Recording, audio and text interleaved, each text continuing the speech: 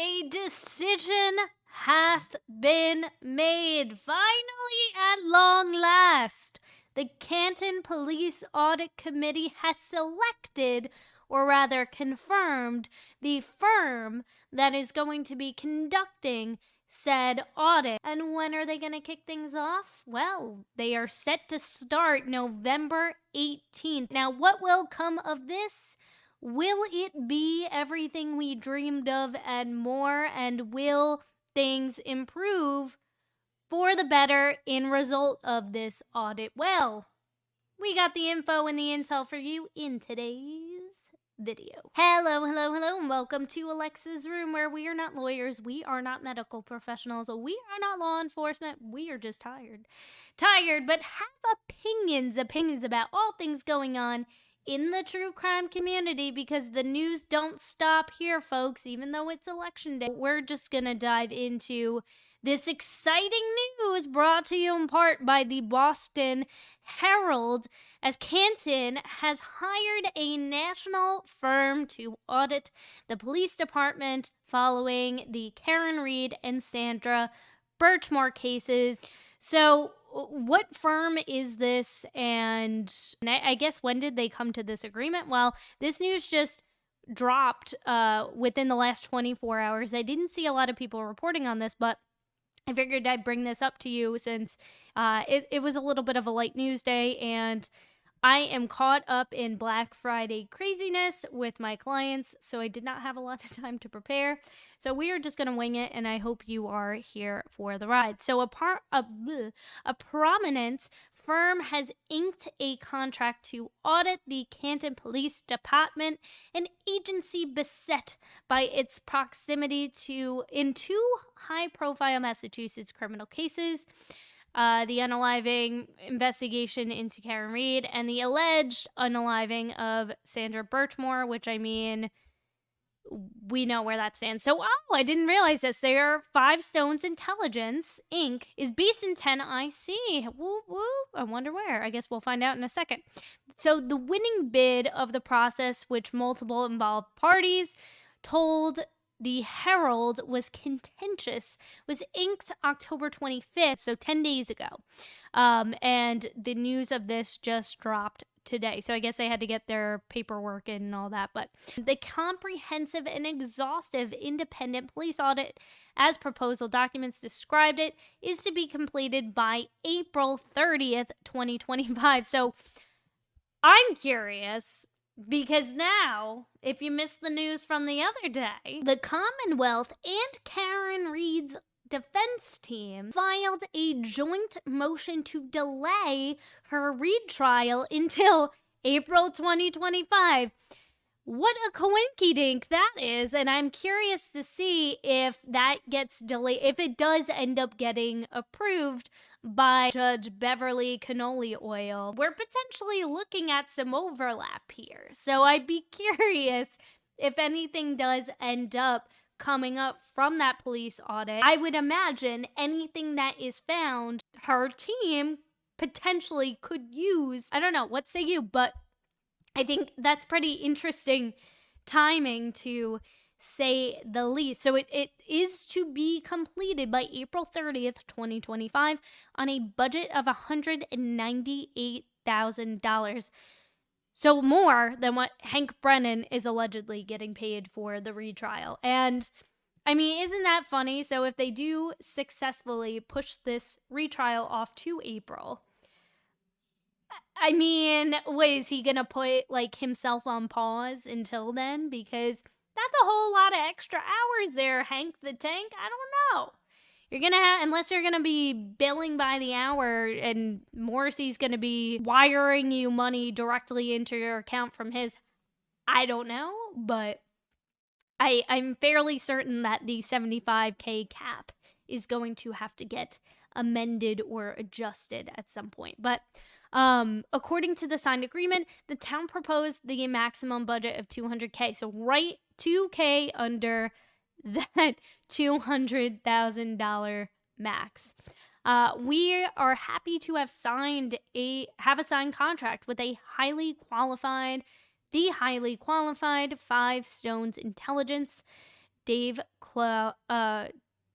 Clow, the vice chairman of the Independent Police Audit Committee, said in a statement shared with the Herald. But this happiness was limited to the outcome, as he expressed concerns with the committee's chairman as well as the future of the project, now that he says future meetings have been canceled. That's crazy. Didn't know that. Why? Why have future meetings been canceled? Because they feel like until the audit is complete, that there shouldn't be an open forum for their people to raise concerns and ask questions and get a status update. I mean, are they going to be tweeting about it? Or how are they going to keep the public informed about what's going on? I don't know. And let alone, I mean, you would think that they would put out some kind of statement. They each got voted on to be on this committee, from my understanding. So I don't know in terms of sharing this news to the public, but I mean, the Herald is a pretty public way, but it'd be nice if they put out a formal statement. And from what I've seen, I didn't see anything to the people at Canton, so they know, hey, we have a firm, and this is what you can expect. This just seems a little like, I don't know, kind of skeevy, but that's just my opinion. Five Stones is currently auditing the actions and procedures of the U.S. Capitol Police as well as the National Guard deployment during the riot in Washington, D.C., okay? On January 6, 2021, according to agreement documents. And we have a snapshot of some of the agreement. I couldn't find the full thing. When the full thing is shared, if it's shared. When the full thing is shared, if it's shared. I will go over that more, but we'll go over what we have for today. The firm still expressed confidence that it will have the audit done ahead of schedule. Brian McKnight, who is on the Five Stones team conducting the Canton audit, told the Herald that he and two other members of the team will arrive in Canton to begin on Monday, November 18th. So watch out, guys. Hide your kids and hide your ducks, because they're coming after everybody. The project aims to establish for the community both what the department is doing well and, more importantly, what the department could improve upon. How about starting with getting Helena Rafferty out of the chief chair? How about we start with that and then kind of work our way down from there?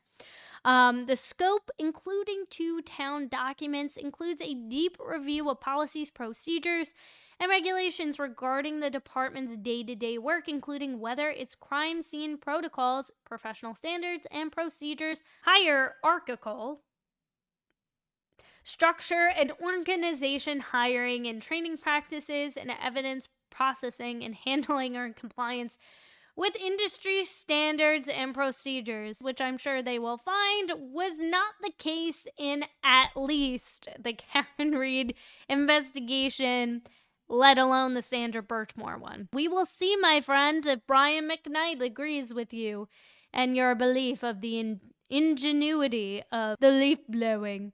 The audit will also review the department's finances, its management and culture, as well as its interactions with the public. And that'll go off real well. And its governing bodies, including its protection of citizen privacy and personal information, adherence to conflict of interest laws and regulations, the effectiveness and organization of the department's oversight by the town select board, and how it handles civil rights complaints. The audit is to also include recommendations for necessary improvements to all aspects of the police department. Bids. The scope raised eyebrows for bidders, with one bidder response included in documents provided to the Herald indicating that it was exceptionally ambitious, especially for its budget and 5-month timeline. And what does that tell you, folks? What does that tell you? I mean, again, exactly what they are going to be conducting this audit around is largely in part due to the complete and utter clown show that is the Karen Reed case.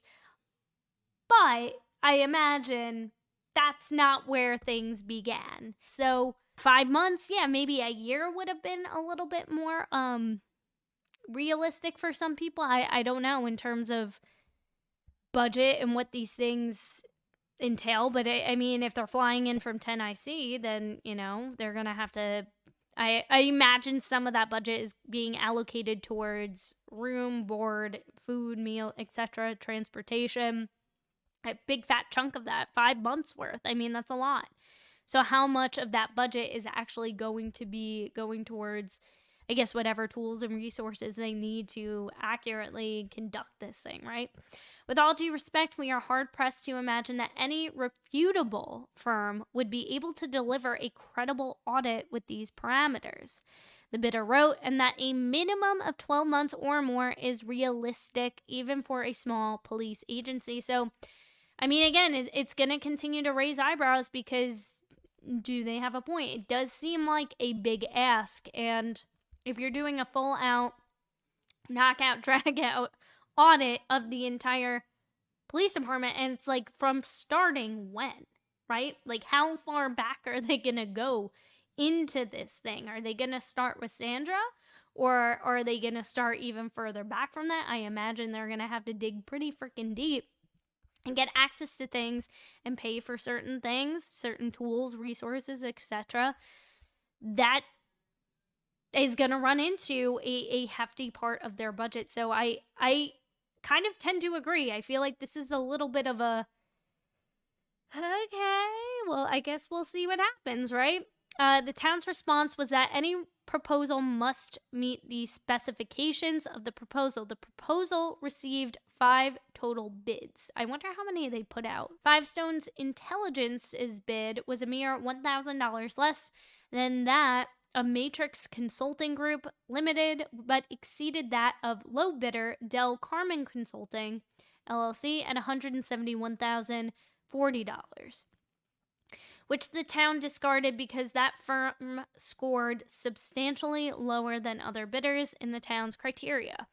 The firm Effective Law Enforcement for All bid $200,000 to $250,000, whereas the firm CAER, I guess it's CARE Digital Forensic Services LLC, threw the proposed budget out of the window with a bid of $1.5 million. I mean, I feel like if you took Paul Gallagher's salary and you totaled it up with all the OT and all the dumb overtime, you take a little bit from Kenny Berkowitz's retirement fund, a little bit from Helena, you'd probably come up with that 1.5 mil without even having to dip into any taxpayer money. But the investigative team, the audit will be led by former senior agents at the U.S. Drug Enforcement Administration. The project manager is listed as Matthew Germanowski, a 31-year member of the DEA who ended his career there with 6 years of the senior deciding official,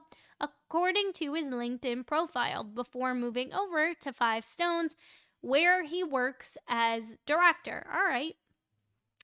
The senior investigator is identified as Brian McKnight, who is also a 30-year DEA special agent who once led the Chicago field office of the agency and served as the DEA's chief inspector, which Five Stones says is the third highest special agent position at the agency. Rounding out the team is investigator Stephen Craig Underwood, a 31-year, that's so weird, they're all 30 and 31 years.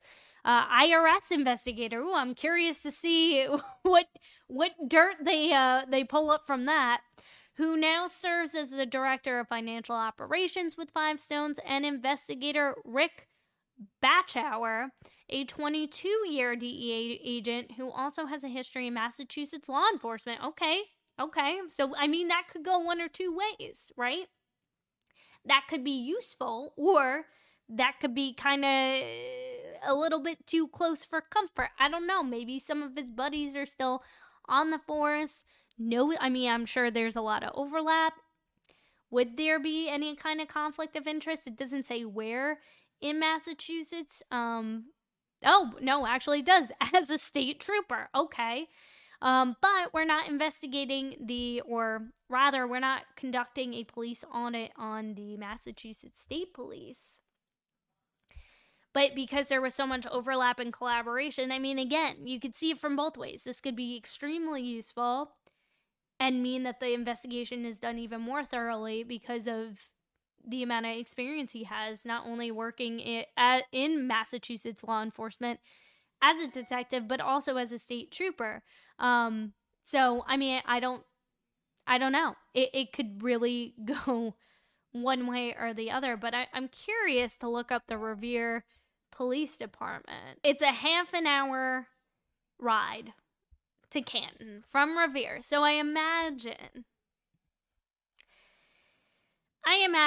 there's somebody somewhere who has a loose connection, right? But, let's see. Let's give them the benefit of the doubt, and hopefully they do the right thing. It seems like this firm is pretty legit. They have some pretty impressive credentials, but like I said, the timeline is a little bit, I don't know. It for me, it comes up a little bit as a red flag, as well as the set budget for that timeline. I wasn't attuned to that detail of how long they were expecting this audit to take place for, but there you have it, folks. More news is coming down the pike.